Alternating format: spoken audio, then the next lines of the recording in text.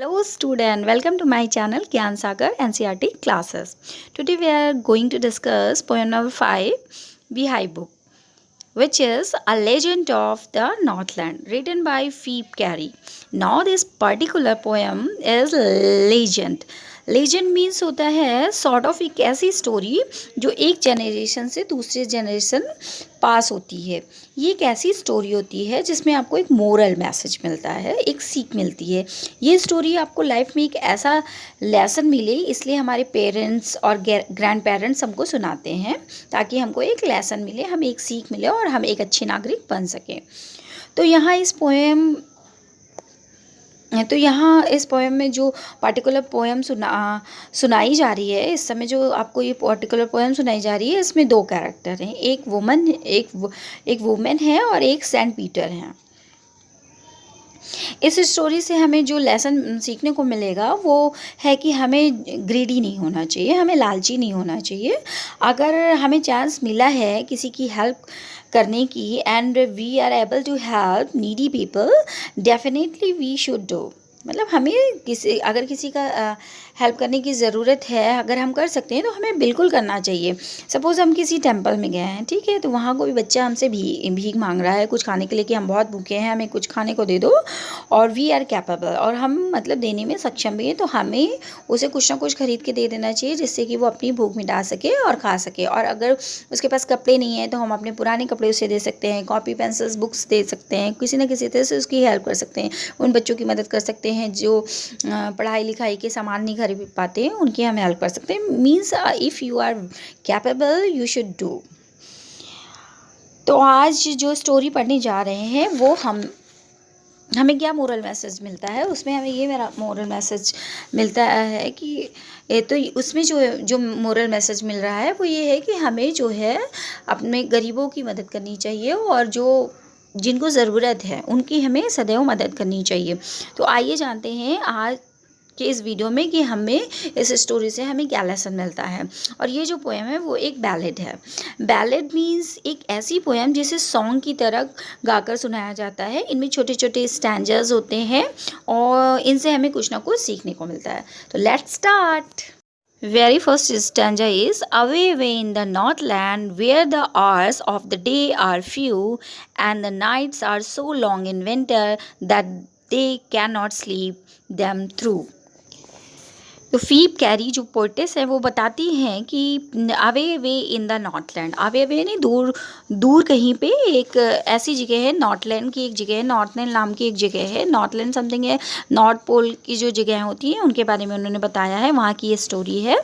तो उन्होंने वहाँ कहा कि दूर कहीं नॉर्थलैंड में where the hours of the day are few, जहाँ पर क्या होता है दिन का समय जो होता है बहुत ही छोटा होता है, जो टाइम ड्यूरेशन डे का होता है वो बहुत ही छोटा होता है।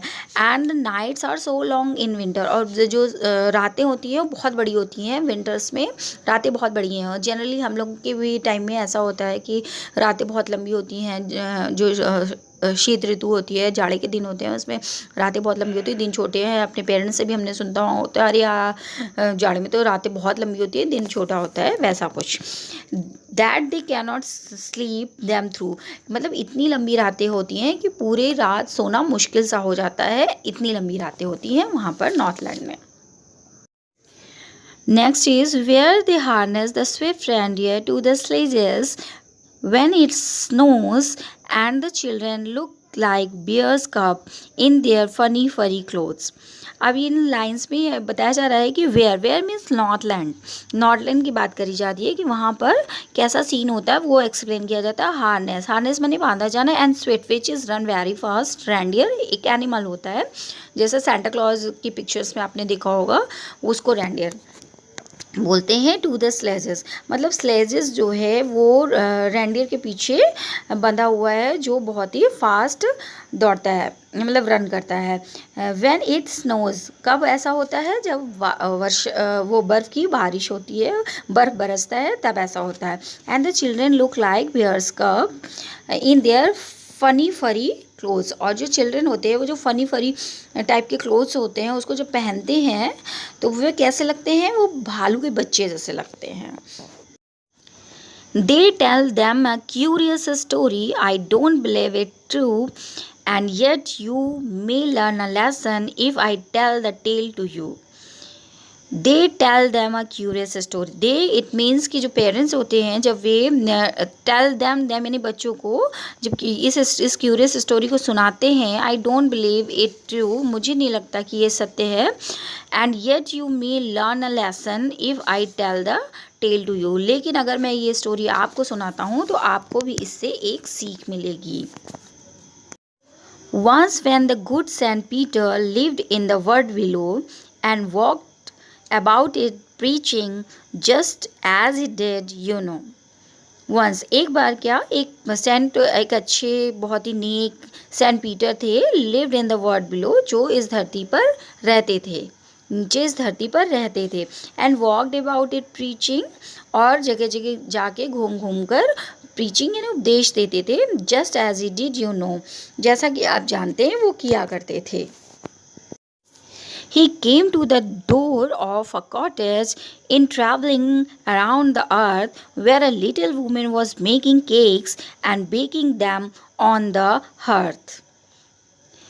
यहाँ पे ही came to the door of the cottage, वे एक कॉटेज के डोर के पास गए. वे कहाँ गए? सेंट पीटर उपदेश देते देते वो एक घर के पास पहुँचे, घर के दरवाजे के पास पहुँचे. इन ट्रैवलिंग अराउंड द अर्थ, मतलब धरती के चारों ओर चक्कर लगाने के बाद वे एक कॉटेज के दरवाजे के पास पहुँचे. Where a little woman was making cake, जहाँ पर एक छोटी डील की औरत, छोटी साइज़ की औरत एक मतलब केक बना रही थी. And baking them on the hearth, वो क्या कर रही थी? वो केक कैसे बना रही थी? हर्थ यानी भट्टी में उनको बेक कर रही थी, पका रही थी. And being faint with fasting, for the day was almost done, he asked her from her store of cakes to give him a single one. अब क्या होता है इसमें? एंड बीइंग फेंट विद फास्टिंग. अब सेंट पीटर क्या है? पूरे दिन वो फास्टिंग यानी कि व्रत थे, तो इसकी वजह से क्या उनमें बेहोशी सी छा रही थी.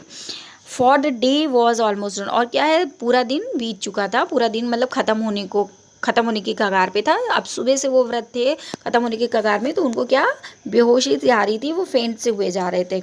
He asked her from her store of cake, तो उन्होंने क्या किया? उसको जब देखा कि वो केक बना रही है तो उन्होंने उससे पूछा, क्या पूछा कि from her store of cakes to give him a single one. वो कहते हैं कि तुम अपने भंडार से जो केक बना रही हो उसके स्टोर में से, उसके भंडार में से क्या तुम मुझे एक सिंगल टुकड़ा दे सकती हो. Next is, so she made a very little cake, but as it baking lay, she looked at it and thought it seemed too large to give away. अब क्या होता है? जब सेंट पीटर उनसे केक के लिए आग्रह करते हैं, मांगते हैं, कहते हैं कि मुझे चाहिए, तो वे जो लेडी है वो क्या करती हैं? She made a very little cake, वो उनके लिए बहुत ही छोटा सा केक बनाती हैं. बट एज इट बेकिंग ले, लेकिन जब उनको बेक करने के लिए रखती हैं, डालती हैं, she looked at it and thought it seem too large to give away. तो उन्हें ऐसा लगता है, उनको ऐसा फील होता है, उनको वो ऐसा सोचती हैं कि too large to give away, ये केक बहुत बड़ा है सेंट पीटर जैसे इंसान को देने के लिए. Therefore she needed another and still a smaller one, but it looked, when she turned it over, as large as the first had done. अब क्या होता है कि therefore she needed another, फिर वो क्या करती है? उनको बड़ा लगता है जब ये केक, तो वो दूसरा आटा गूंथती and still a smaller one, और उससे जो पहले लिया था उससे थोड़ा छोटा सा और छोटा एक पीस लेती हैं, मतलब लोई लेती हैं बनाने के लिए, उसे बेक करने के लिए. But it look when she turned it over, जब उसे बनाती हैं और उसको टर्न करती हैं, पलटती हैं, तो as large as the first had done, तो उन्हें वो उतना ही बड़ा लगता है जैसा कि पहला केक उन्होंने बनाया था, वैसे ही उतना ही बड़ा लगता है. Then she took a tiny scrap of dough and rolled it flat and baked it thin as a wafer, but she couldn't part with that. अब क्या होता है कि वो अब और भी छोटा टुकड़ा लेती हैं, जो डो है मतलब आटे का, और भी छोटा, बहुत ही छोटा टुकड़ा लेती हैं, एंड रोल इट फ्लैट, और उसे इतना ज़्यादा रोल करके मतलब बेलती हैं, इतनी बेलती हैं कि वो बिल्कुल फ्लैट सा चपटा सा हो जाता है। And baked it thin as a wafer, और उसे क्या बिल्कुल मतलब वो थिन थिन कितना, वेफर जैसा एकदम छोटा सा टुकड़ा हो जाता है, और उसको वो पकाती हैं। But she couldn't part with that, लेकिन वो अब भी उसे देने के लिए तैयार नहीं थी। उनके उसके बीच में उनकी लालच, ग्रीडी आ जाती है, लालच आ जाती है, और वो भी अब भी सोचती हैं कि उनको वो भी बड़ा लग रहा था, जो एकदम छोटा सा वेफर जितना छोटा हो जाता है वो भी उनको बड़ा लग रहा था। Next, for she said, my cakes that seems too small when I eat of them myself are yet too large to give away. So she put them on the shelf. अब क्या कहती है कि वो लेडी कहती है कि जब मैं इन केक्स को खाती हूँ तो मुझे बड़े छोटे लगते हैं, लेकिन जब ये दूसरे को मैं देती हूँ तो ये मुझे इतने बड़े लग रहे हैं। मुझे खुद को खाना होता है तो बहुत छोटे छोटे लगते हैं, लेकिन दूसरे को देने के लिए इतने बड़े लग रहे हैं। Are ye too large to give away, जब मैं देना चाहती हूँ तो ये बहुत बड़े लगते हैं। So she put them on the shelf, तो वो सारे केक्स को उठा के क्या शेल्फ पे रख देती है। Then good Saint Peter grew angry, for he was hungry and faint, and surely such a woman was enough to provoke a Saint.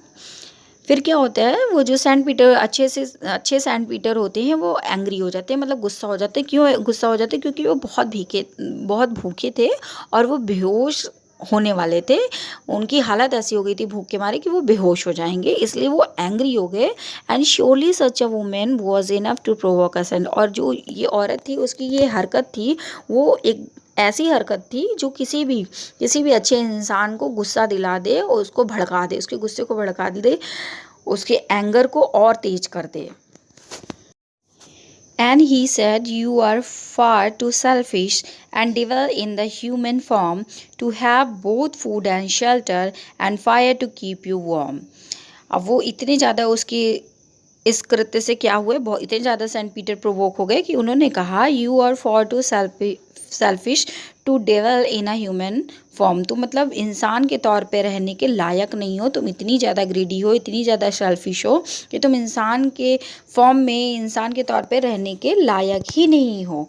To have both food and shelter and fire to keep you warm, तुम इसके लायक नहीं, तुम इस खाना बनाने के लायक, खाने के लायक नहीं, तुम इस शेल्टर के लायक नहीं हो, and fire to keep you warm, और इस अग्नि के लायक भी नहीं हो जिसने तुम्हें इतनी ठंड में गर्म बनाए हुए गर्म रखा हुआ है।